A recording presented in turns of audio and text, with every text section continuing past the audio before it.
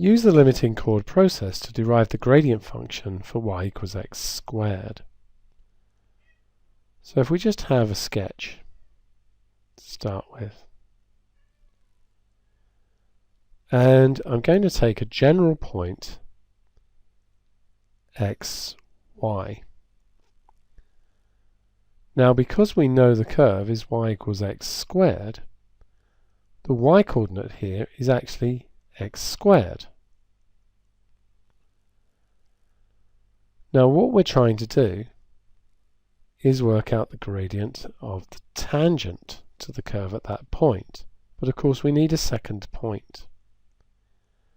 So I'm going to take a point over here such that the x coordinate is x plus h, x plus some other number. Since the curve is y equals x squared, the y coordinate must be x plus h squared. And what we're going to do is approximate the tangent by this chord. Now if we just form a right angled triangle here, if the x coordinate here is x and this one is x plus h, then this distance is h. The y coordinate here is x plus h squared and the y coordinate here is x squared.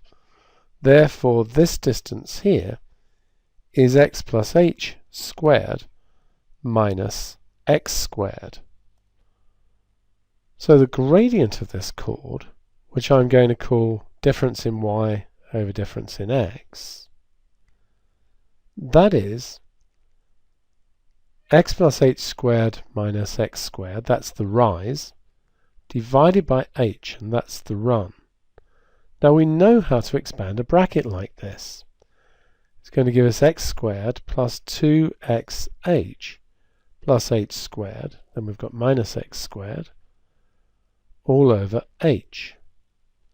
Now the x squared take away x squared cancels out, so we have 2xh plus h squared over h, which can be written as 2xh over h plus h squared over h.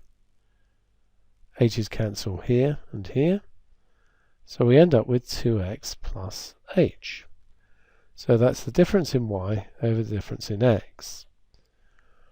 Now to get the best possible approximation, we want h to be right as close to this point as is possible. And we know between any two values there are an infinite number of numbers. So provided we don't make h 0, we can make it as small as we like. And we call this a limit. And we say it's the limit as h tends to 0. The limit as h tends to 0 of delta y over delta x is given the name dy dx.